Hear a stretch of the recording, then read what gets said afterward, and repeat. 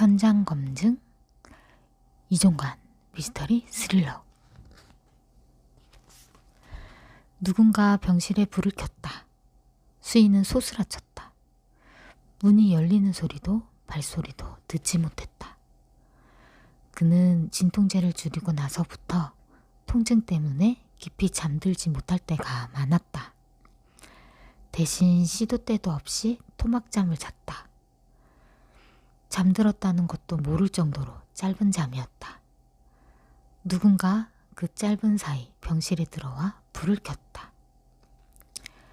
수인은 시트 안에서 맥박개와 링거 바늘을 움켜쥐고 귀를 기울였다. 누군가 금방이라도 손을 뻗어 자신의 목을 누를 수 있다고 생각하면 아찔했다. 그는 숨을 죽이고 속으로 숫자를 셌다. 30을 넘기도록 병실 안에 아무런 기척도 느껴지지 않았다. 위해를 가하려면 벌써 손을 쓰고도 남을 시간이었다. 수인은 천천히 몸을 일으켰다. 젖은 환자복이 등에 달라붙었다. 뭐가 두려운 거지? 이런 식의 공포에 시달리는 자신이 당황스러웠다. 기억을 잃고 눈도 안 보이는 마당에 죽는 건 크게 두렵지 않았다. 그가 두려운 건 아무것도 모른 채 살해당하는 것이었다.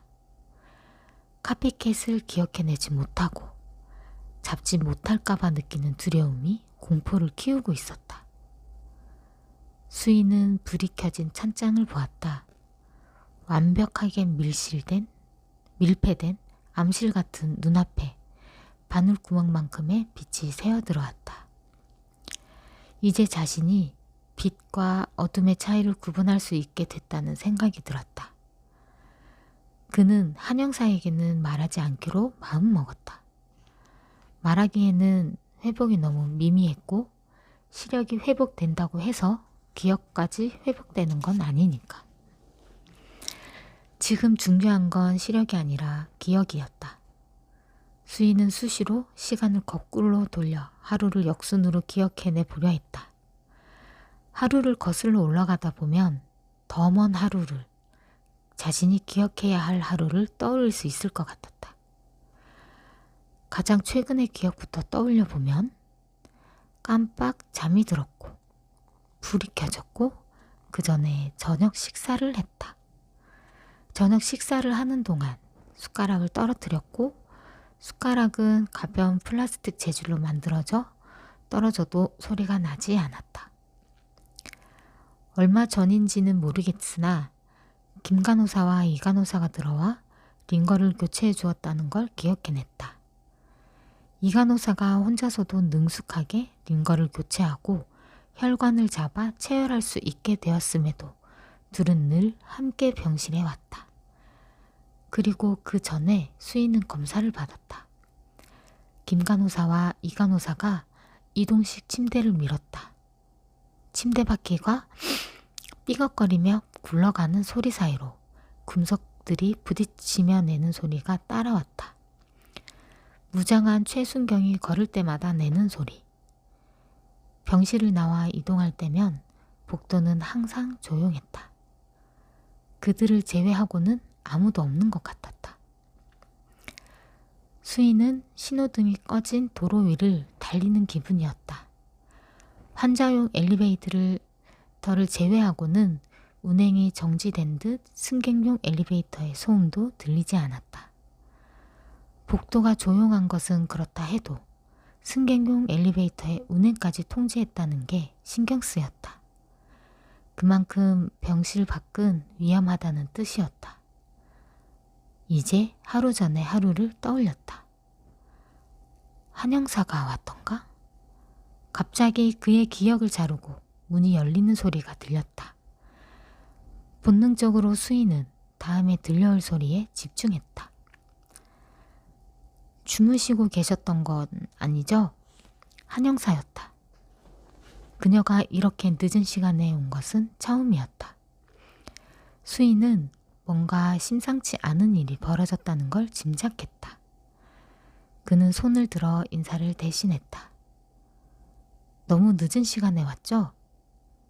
심각한 일인가요? 그녀가 짧게 숨을 뱉어내는 소리가 처음보다 가깝게 들렸다.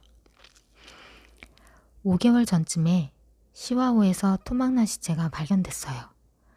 신원불상이죠. 한영사는 마치 옆집에 누가 이사왔어요 정도의 어감으로 토막살인을 툭 던졌다. 시와 방조제에서 낚시를 하던 사람이 수문에 걸린 시체의 발을 보고 신고했어요. 남자의 하반신이었죠. 상반신은 50m 떨어진 곳에서 발견됐고요. 한영사의 느리고 심드렁한 말투에도 불구하고 수인은 온몸의 피가 빠르게 도는 것 같았다. 수인이 먼저 물었다. 혹시 카피캣의 짓인가요? 톡 하고 손톱 밑이 단단한 표면을 두드리는 소리가 들렸다. 저는 경감님의 생각을 듣고 싶어요. 그녀가 이 밤에 온 이유였다. 한영사는 시와호 토막 살인 사건이 카피캣의 짓인지 수인에게 확인받고 싶은 것이다. 수인은 몸을 일으켜 꼿꼿하게 앉았다. 내가 기억을 찾고 카피캣을 잡는 날이 올까요? 분명히 올 거예요. 경감님이 기억을 되찾지 못한다 해도 결국 놈은 잡힐 테니까. 한영사가 옹기라고는 하나 없는 목소리로 말했다. 수인은 그녀의 차갑고 냉소적인 말에 상처보다는 위로를 받았다. 한영사의 건조한 목소리는 그녀의 말이 마치 객관적 사실처럼 들리도록 만드는 힘이 있었다. 꼭 잡을 겁니다. 그래야 살 것 같으니까. 수인은 확인된 3건의 살인 말고도 카피캣이 저지른 암수살인이 얼마나 더 남아있을지 두려웠다. 늘어나는 사건의 숫자만큼 자책감이 자신을 따라다닐 것이다. 놈을 기억해야만 놈을 잡을 수 있다. 믿어요. 한영사가 간결하게 대답했다. 여전히 감정이 실리지 않은 대답이었다. 그녀와 이렇게 심리적으로 적당한 거리를 유지하고 있다는 게 오히려 다행스러웠다. 시와호에서 발견된 토막난 사체의 상태는 어떻죠? 한영사가 사건 기록을 넘기는 종이 부스럭거리는 소리가 났다. 부패는 심하지 않았고 범인은 예리한 흉기로 척추를 2등분했어요. 토막낸 시신을 이불로 감싸고요. 다른 신체 훼손은요? 10손가락을 모두 잘라냈어요. 또 다른 건? 머리와 내부 장기는 함께 발견되지 않았어요. 엽기적이죠? 한영사가 토막난 시체를 엽기적이라고 했다. 게다가 흉기가 몇 번 척추 사이를 잘랐는지 정확하게 얘기하지도 않았다. 수인은 그녀답지 않은 대답이라고 생각했다. 살인범이 시체를 토막내는 이유는 경제적이기 때문이다. 생선도 토막을 내야 가져가기 쉬운 법이니까. 보통의 살인범이라면 주변에 도구를 써서 온몸에 피까지 뒤집어 쓰며 시체를 자르는 수고를 감수하진 않는다. 도망가기도 바쁜 상황에서 시체를 토막냈다는 건 대부분 이동과 관련되어 있다. 팔다리가 붙어있는 시체를 옮기는데 불편했다는 뜻이다. 그럼 어디에서 옮겨졌는지 알아야 한다. 수인의 생각이 길어지는 틈을 비집고 그녀가 끼어들었다. 손가락과 머리를 잘라낸 건 피해자의 신원을 은폐하기 위한 시도겠죠? 당연한 질문이었다. 시체의 손가락은 신원을 확인할 수 있는 가장 기본적인 단서다. 놈은 그걸 잘라냈다. 거기에 더해 놈은 더 많은 걸 알고 있었다. 시체의 치아 상태와 치과 기록을 비교해 신원을 특정할 수 있다는 것. 그래서 머리가 발견되지 않은 것이다.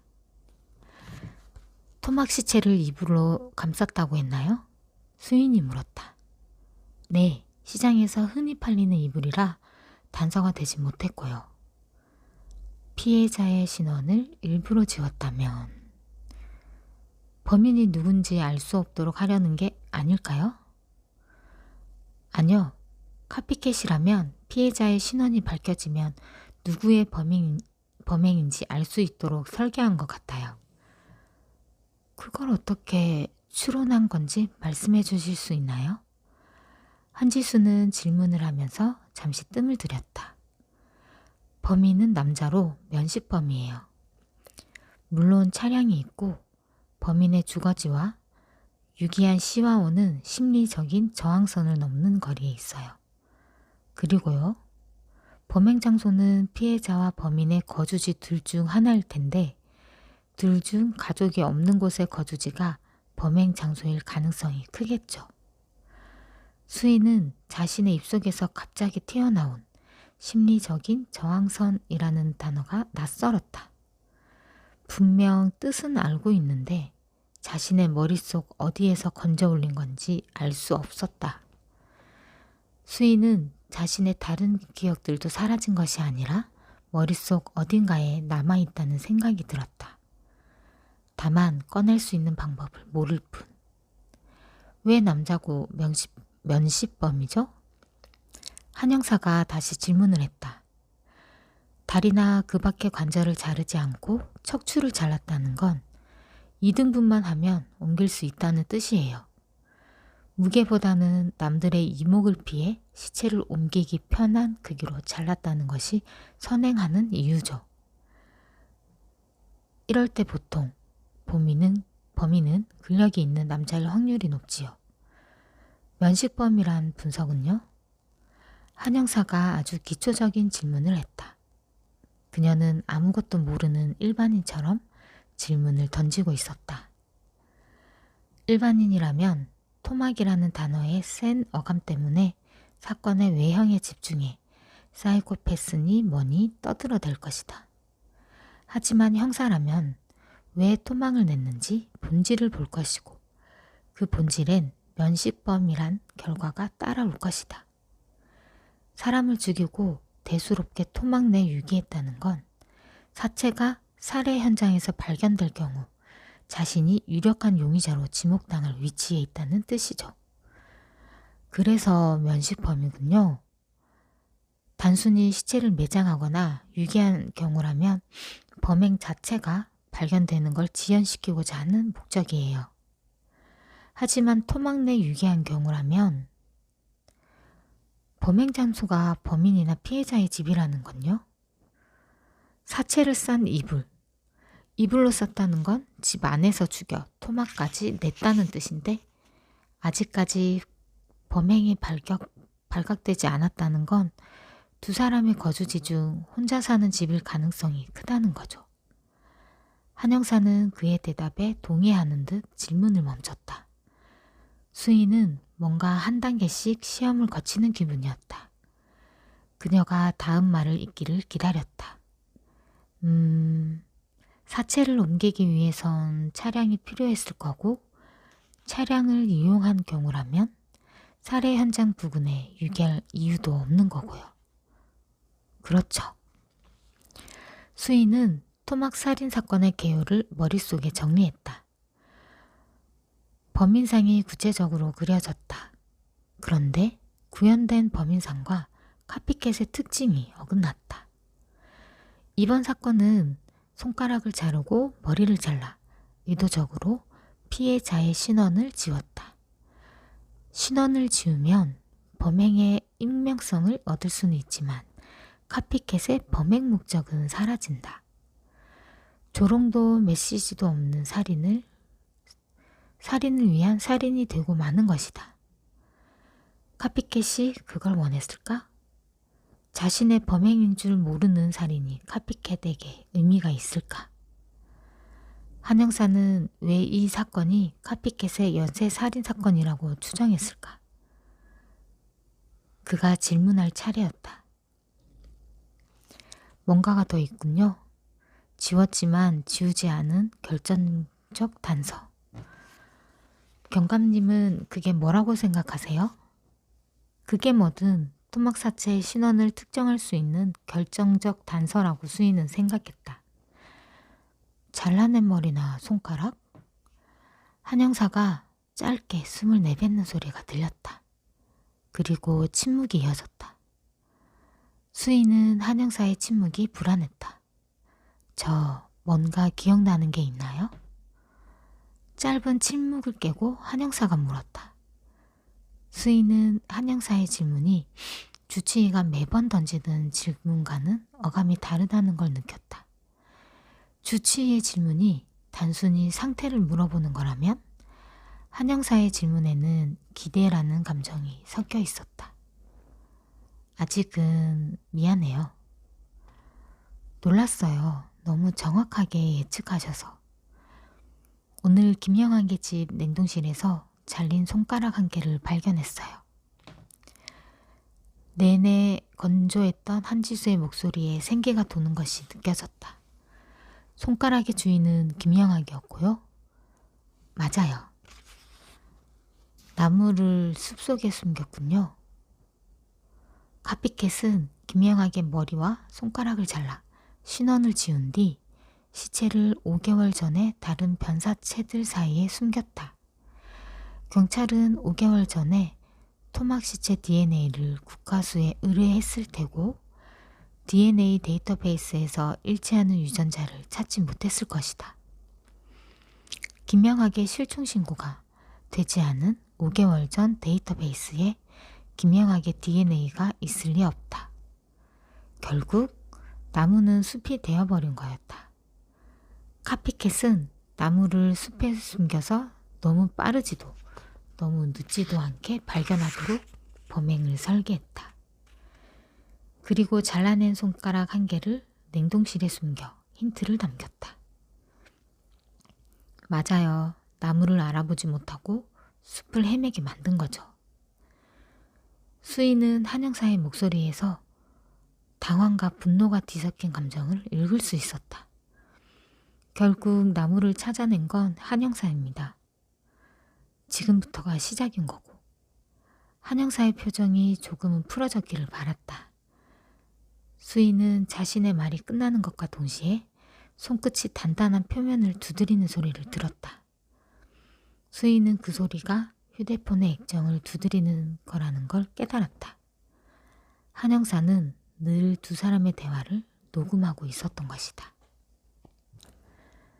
한지수는 의자에서 일어서는 순간 현기증 때문에 침대의 모서리를 잡아야 했다. 검은 점들이 눈앞을 가득 메웠다가 천천히 사라졌다. 하루는 길었고 아직 끝나지 않았다. 커피 대신 물이라도 마시려 했지만 포기하고 다시 의자에 주저앉았다. 환자복의 무늬가 소용돌이처럼 일그러졌다. 이수인 경감이 그녀를 쳐다보았다. 아니, 소리에 반응한 그의 보이지 않는 눈길이 그녀를 향했다. 경감님 분석대로 카피캣과 김영학은 면식관계였을까요? 한지수는 휴대전화의 녹음 프로그램을 다시 활성화시켰다. 소리의 진동에 맞춰 그래프가 출렁거렸다. 아마도요.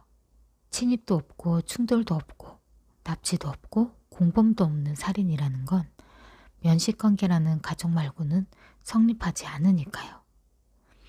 게다가 카피캣은 김영학이 혼자 살고 있어 실종 신고를 할 만한 동거인이 없다는 것까지 계산해뒀어요.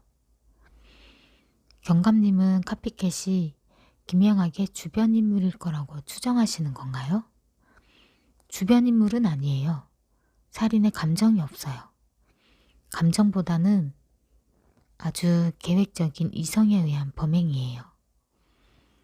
김영학을 잘 알고 있지만 주변 인물은 아니다.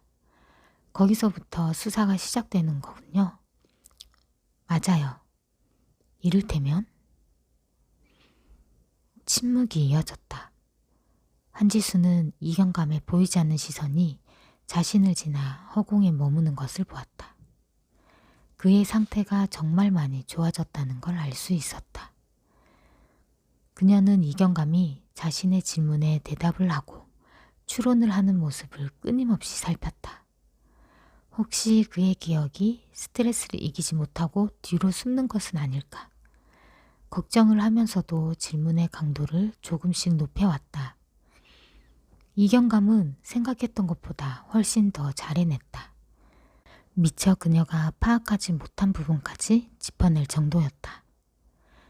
기억을 잃은 채로 몇 줄도 안 되는 사건 개요를 듣고 토막 살인 사건과 손가락과 카피캣을 같은 사건의 연장선에 둔다는 것이 가능할까? 한지수는 이경감이 잃어버린 기억에 조금씩 다가가고 있다고 확신했다. 그녀는 그의 시선이 마치 앞이 보이는 사람처럼 다시 자신에게 옮겨오는 걸 느꼈다. 카피캣은 우리 회사와 연관된 사람일 겁니다.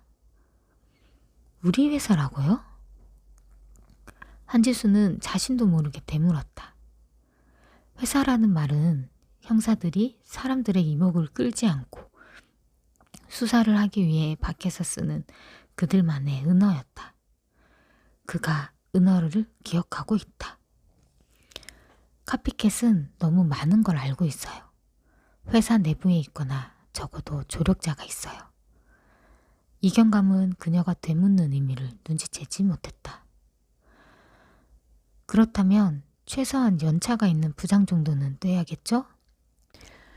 경찰에서 부장은 간부로 승진하지 못한 나이 많은 경사를 지칭하는 또 하나의 은어였다. 그렇죠. 어쩌면 카피캣은 생각보다 가까이 있을지도 몰라요. 수인이 거부감 없이 받아들였다. 한지수는 자신의 이름도 기억하지 못한 이경감이 형사들의 은어를 기억하고 있는 것이 흥미로웠다. 카피캣이 어떤 모습으로 경감님 기억 속에 나타날지 궁금하네요. 두렵군요. 내가 아는 얼굴을 하고 있을까봐. 한지수는 이경감이 양손을 깍지 끼고 손가락이 하얗게 될 때까지 힘을 주는 것을 지켜보았다. 그가 느끼는 두려움을 이해할 수 있을 것 같았다. 화제를 바꿔야 했다. 혹시 최근에 꿈을 꾼다거나 하진 않으세요? 약을 줄이고 나선 꿈을 꿀 정도로 긴 잠을 자지 못해요. 대부분 토막잠이죠. 푹 좀 주무셔야 할 텐데. 약을 먹으면 머릿속에 얇은 막이 쳐진 것처럼 몽롱해져요. 다시 살인이 시작되기 전에 카피캣을 기억해내야죠. 한지수는 이번엔 천천히 몸을 일으켰다. 현기증이 물러가면서 상황이 좀 더 객관적으로 보였다. 연쇄살인마 카피캣과 기억을 잃은 카피캣의 추적자, 그리고 그녀. 이경감은 5개월 전 발견된 토막난 시체가 카피캣에게 살해당한 김영학이라고 확인해 주었다. 그녀는 이경감의 머릿속을 뒤지는 것이 카피캣을 잡는 가장 확실한 길이라는 걸 실감했다. 그녀는 계속 이경감을 찾아와야만 했다. 한지수는 다시 몽롱해지려는 머리를 흔들며 말했다. 좀 쉬세요. 그래야 카피캣을 쫓을 힘도 생길 거예요. 이경감은 대답 대신 꼿꼿하게 세웠던 등을 뒤로 기댔다. 한지수는 녹음을 종료시키고 생성된 파일을 오대영 과장에게 메일로 전송했다. 파일 전송이 완료되자마자 오대영 과장으로부터 바로 답메일이 왔다. 오 과장이 보내온 메일에는 사진 3장이 첨부돼 있었다. 처음 있는 일이었다. 한지수는 첨부 파일부터 열어 사진을 확인했다. 첫 번째는 사건 현장을 찍은 사진이었다. 피해자는 이미 옮겨졌는지 보이지 않았고 현장의 바닥에 피가 웅덩이처럼 고여 있었다. 이 정도로 피를 흘렸다면 피해자는 살아있지 못할 것이다. 살인사건임이 분명했다. 한지수는 사진을 보다가 기시감 같은 걸 느꼈다. 분명 처음 보는 사건 현장의 사진임에도 언젠가 한 번쯤 보았던 것 같았다. 두 번째 사진은 사건 현장을 좀 더 먼 거리에서 담고 있었다. 원룸만을 찍은 사진이었다. 넘어진 의자와 바닥에 나뒹구는 컴퓨터 모니터 따위가 찍혀 있었다. 피해자와 범인이 몸싸움을 한 정황이 보였다. 바닥에는 신발 문양을 구별할 수 있는 혈흔 족적이 찍혀 있었다. 세 번째는 시체 사진이었다. 남자의 상반신에 크고 작은 칼자국이 빼곡했다. 한지수는 그제야 오 과장이 왜 자신에게 사진들을 보냈는지 의도를 알 것 같았다. 그녀가 지금 수인과 함께 있다는 것을 알고 보낸 거라면 이건 카피캣이 저지른 살인 현장이었다. 윙. 문자가 도착했다는 알림이 떴다. 이수인 경감이 진동소리에 반응해 그녀에게로 시선을 옮겼다. 한 형사 사진 봤지? 내일 이수인 경감하고 함께 현장으로 가봐. 오 과장은 군더더기 없이 짧게 지시했다. 알겠습니다. 한지수가 단문자를 보내고 이경감을 보았다. 그는 한눈에 보기에도 긴장한 빛이 역력했다. 한지수가 짧게 심호흡을 했다. 무슨 일이 있나요? 이경감이 물었다. 안 좋은 소식이에요. 카피캣이 냉각기를 깼어요. 왜 벌써? 이경감이 한숨 같은 신음을 내뱉었다. 내일 사건 현장에 경감님과 함께 임장하라는 지시입니다. 한지수는 최대한 사무적이고 건조하게 말을 이었다. 그는 대답이 없었다. 한지수는 문을 향해 몇 걸음 걸었다. 이경감의 시선이 그녀를 따라왔다. 쉬세요. 내일은 쉽지 않은 하루가 될 테니까요. 왜 벌써? 이경감은 의미를 알 수 없는 말을 반복했다. 한지수는 병실문을 나오기 전에 그를 한 번 더 보았다. 창백한 불빛 밑에 그는 아직 회복되지 않은 환자처럼 보였다. 문이 천천히 닫혔다.